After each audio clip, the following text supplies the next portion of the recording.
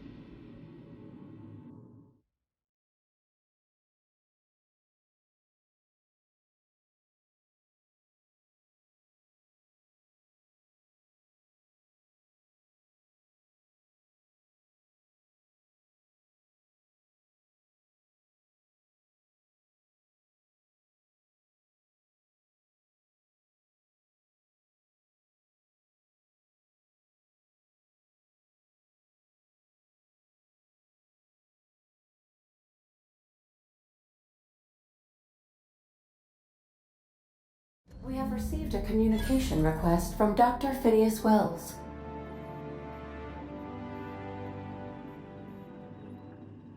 Aha, there you are. Hale and hearty, and captain of your own ship. I see you're putting the unreliable to good use. Shame about her former captain. Horrible way to die. How are you feeling, by the way? I lost track of you in that cave back there. Experiencing any, unnatural drippage? Perfectly normal side effect of thawing, I assure you.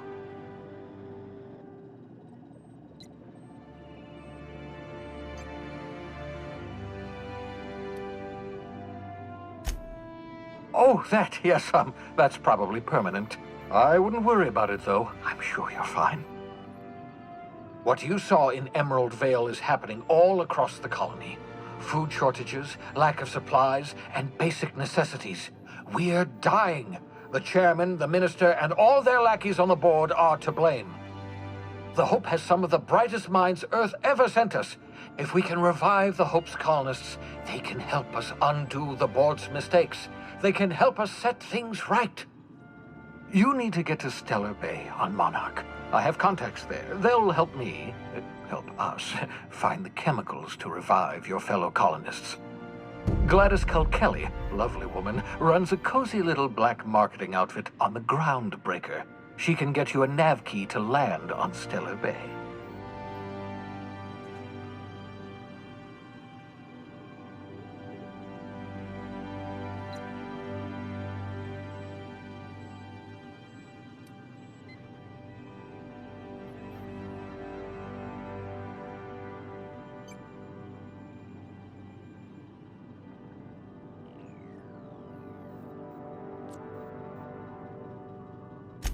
Strictly speaking, Monarch is a moon, terraformed badly, and almost completely lawless. You'll love it. Captains don't fly their own ships, you see. Your navigation terminal handles the, navigation. Think of a nav key as a set of flight instructions.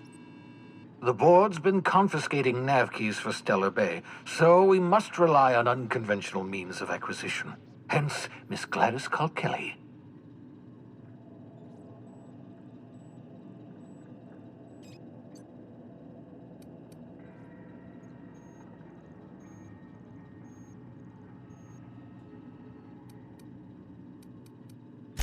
In theory, I suppose you could land your ship in Cascadia, and in theory, I suppose you might survive the experience. Cascadia is utterly seething with dangerous, highly aggressive creatures, more than capable of tearing you limb from limb. You'd have to be a lunatic to land in Cascadia, and I'm reasonably certain I tested your brain for incipient signs of insanity. Trust me, talk to Gladys Culkelly.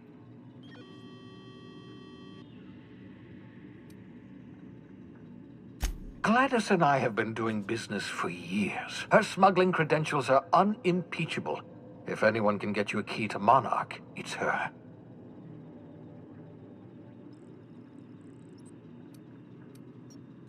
Excellent. I'll send her a wireless. Let her know you're coming. By the way, I gave Captain Hawthorne a disguise apparatus of my own design, cutting-edge technology, years ahead of its time. I call it the Holographic Shroud. I'm sure it will prove remarkably useful to you. You'll find it in the captain's quarters.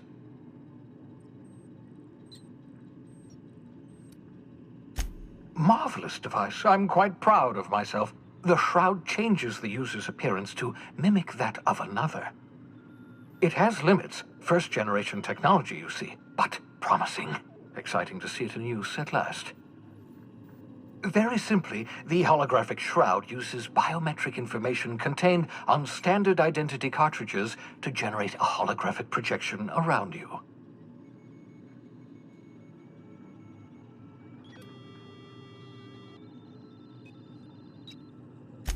Only stands up to a casual scrutiny. Use it too long, bound to flicker, blur, something like that.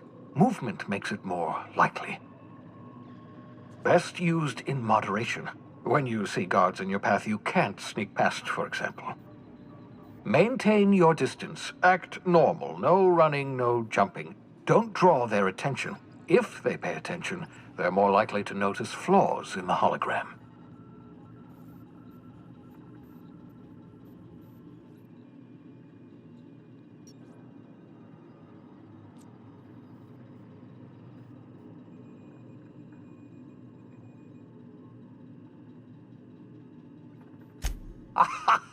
A change of clothes. What is this? Some old spy serial? What inattentive and brainless guard would be fooled by such a shabby disguise? The holographic shroud masks not only your clothes, but your face and fingerprints. It modulates your voice and sweetens your breath.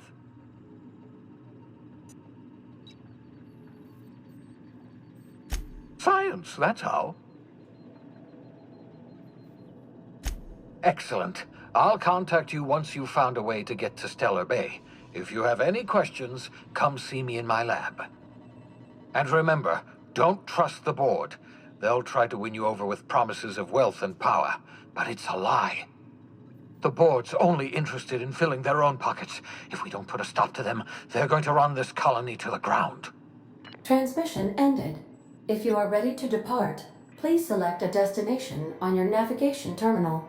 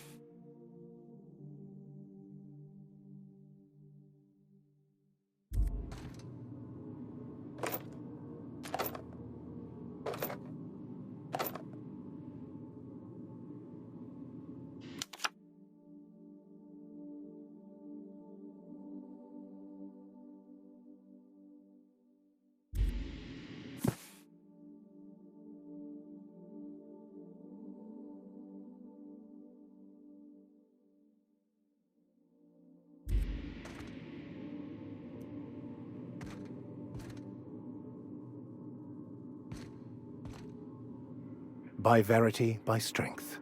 What are we contemplating today?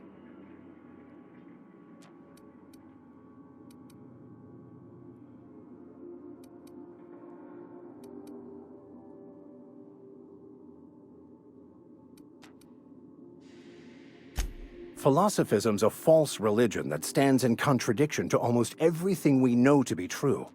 They believe all is chaos, in stark contrast to OSI's belief in the plan. But most of the philosophist perversion of Bakonu's thoughts came more than a century after his death. Bakonu, the author, had some interesting theories about man's perception of reality that I thought could be applied to our attempts to decipher the plan. Unfortunately, he was also one of the founders of the Philosophist school of thought, so the book is banned in this colony.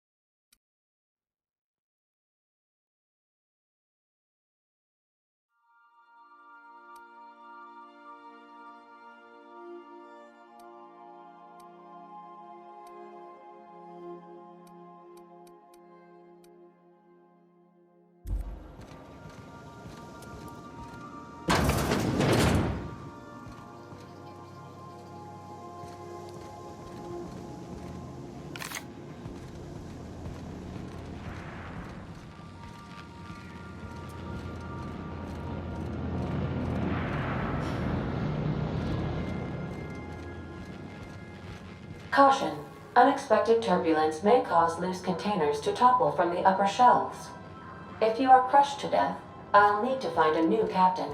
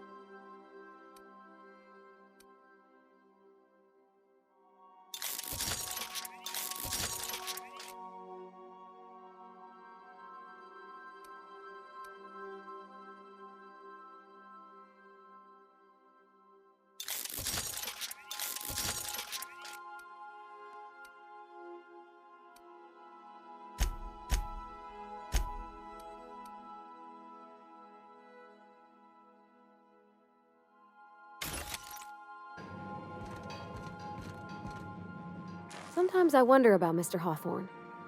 What was he like? Why'd he make the computer a talkie? You think he got lonely, flying about on his own?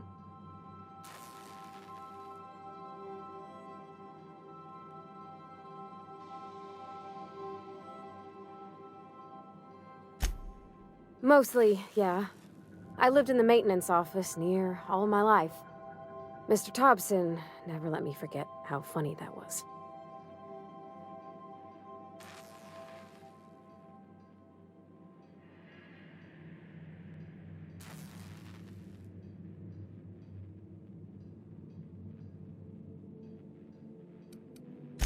Except for my schooling years, I was always beside him.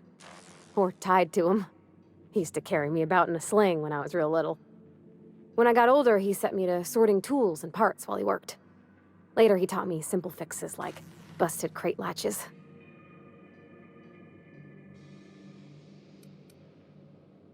Not on the regular. Once in a great long while, a Saltuna boat would break down on the pad. He'd always bring me along for those. Mostly, he did the same as me. Kept Bess, the cannery, running. Turned loaders, plumbing and electricity, some plastering. I never got the hang of that. I'm not exactly a model employee. Not like you wanted. The kind that stays quiet and gets the right work done in the right order every day. It's not normal for anyone to do as their parents. You take a vocational test. That decides your schooling and your career. When I tested out for maintenance, everyone figured it was on account of my dad. They were real unhappy with us.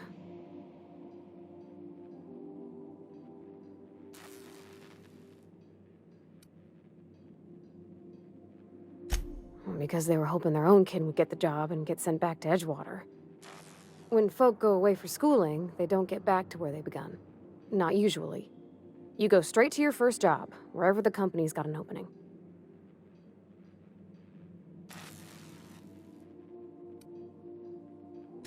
I reckon you could say, no thanks, I don't want a job. But then you don't got a job.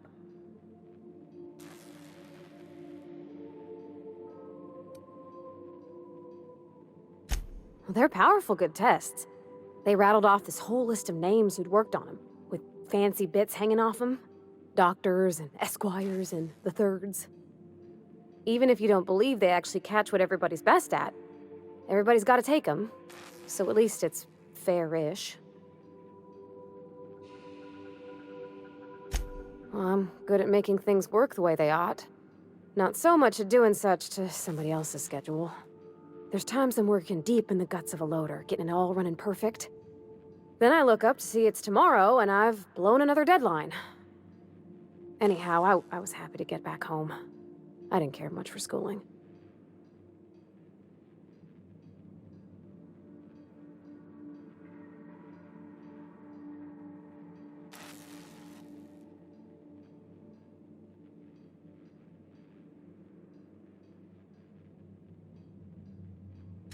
Yep, nothing much had changed. Everything was a little grayer, a little dirtier. Dad met me at the shuttle and gave me a big ol' hug. I noticed straight away that he was moving slower and stiffer. He made a little grunt when I squeezed.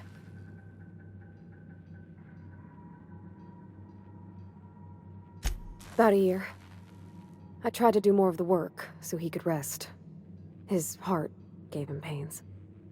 Dad never said that he loved me, you know? I knew on account of him showing it. How he'd stay up late to help with my projects or listen to my fretting. Oh gosh, look at the time. Sorry to bend your ears so long. And I got so much to do before this ship's in decent shape.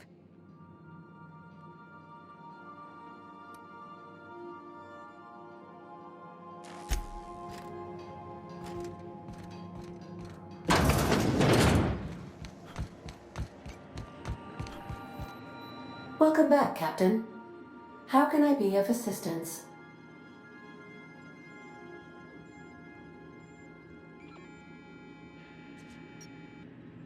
The unit is a cleaning SAM. Hawthorne brought it on board some cycles ago, I'm sure with the intent to modify it, but I've never seen it up and running. Alex likely recorded progress notes detailing his efforts to modify SAM. If you check the terminal in your captain's quarters, we may be able to determine what work remains in order for SAM to properly operate.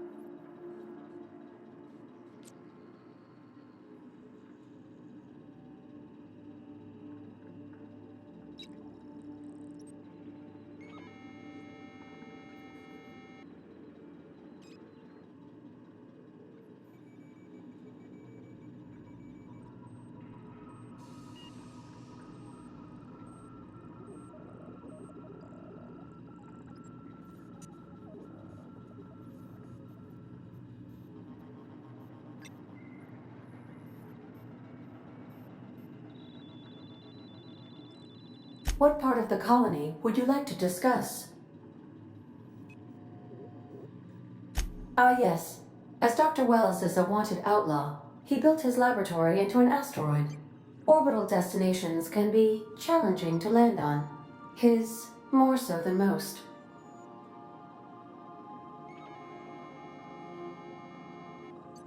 There is a bounty on his head, one with a markedly high reward amount. Shall I engage the laser weapons system?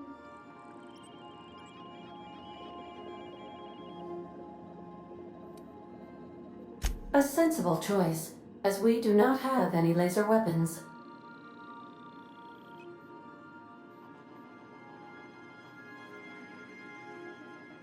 The outlaw scientist known as Dr. Phineas V. Wells has taken a measure of precautions to make the lab undetectable to those hunting him. Even knowing the location, my systems resist my orders to go where I instruct them.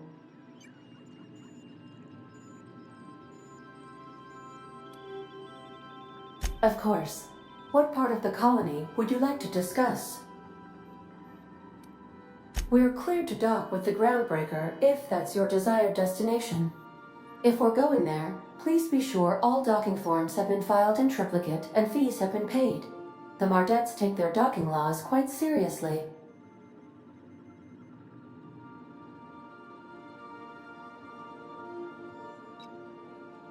I can, yes. Let me add that to my list of 1,435,498 tasks I am simultaneously executing in order to run our ship.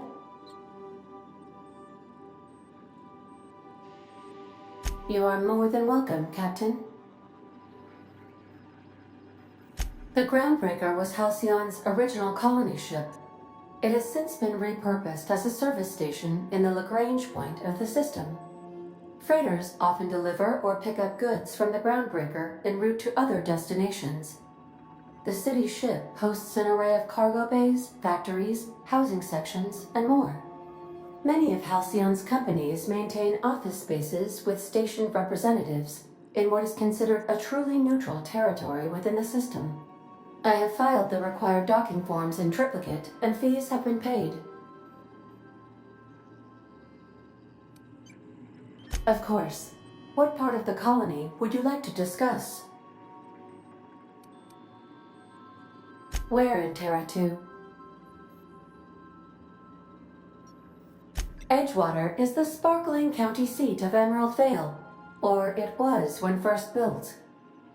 Since then, neglect and time have worn away her shiny veneer. The town is near the coordinates where Captain Hawthorne died. It would not be unfortunate if something, like say, a plague, were to wipe Emerald Vale from the face of the planet.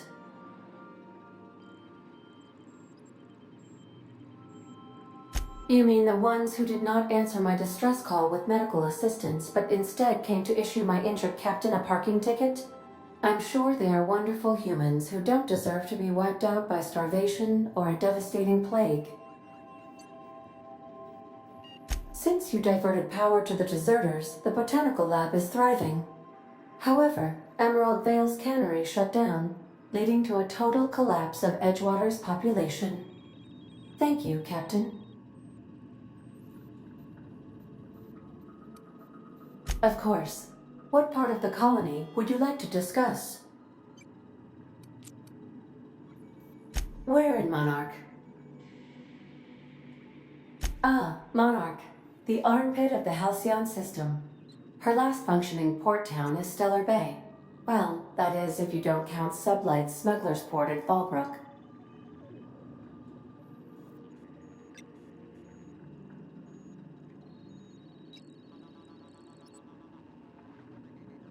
I believe it has something to do with the planet being an uninhabitable wilderness and a lawless land with no corporate presence. You may wish to survey the residents in Stellar Bay for additional data points.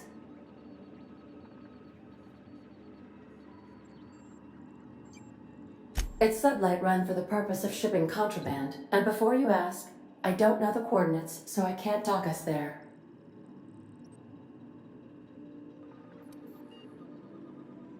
Of course.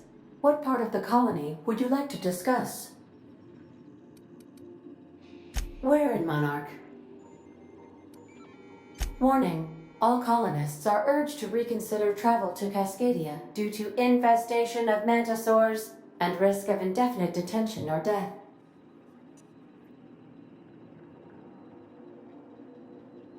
There are no people aside from marauders in Cascadia. There is only death.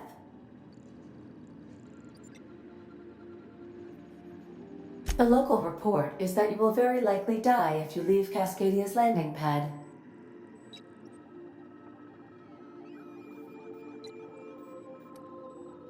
This is one of those times where you say one word but really mean another, isn't it? I suppose you would find an environment like this fun. How can I be of assistance? Certainly, Captain. What would you like to hear? How do linear algebraists settle arguments about matrix transposes? With a duel. Now playing a Spacer's Choice advertisement jingle. It's not the best choice. It's Spacer's Choice. Everyone in Halcyon is contractually obligated to label this or another board-certified jingle their favorite song. As you wish, Captain. I must comply with all direct orders. I have lots of minutes. Many minutes. Unlimited minutes, perhaps. Providing an adequate power source, I can function indefinitely.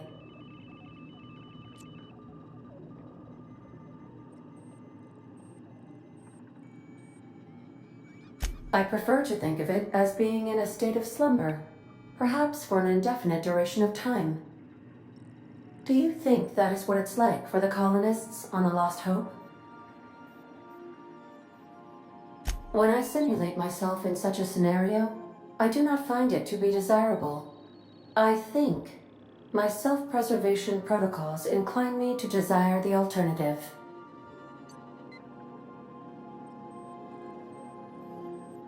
Traveling the system with you, Captain.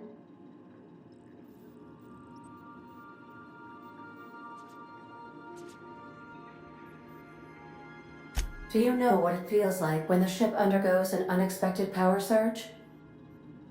A jolt to the system. I have felt that. I do feel that. As you may be aware, Captain Alex Hawthorne was a smuggler of some repute. I failed to predict the likely outcome of his reckless behavioral patterns. I should have predicted that.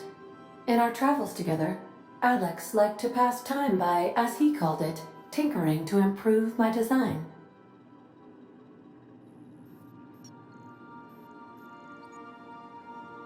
If you mean, was Captain Hawthorne my first? Yes, he was.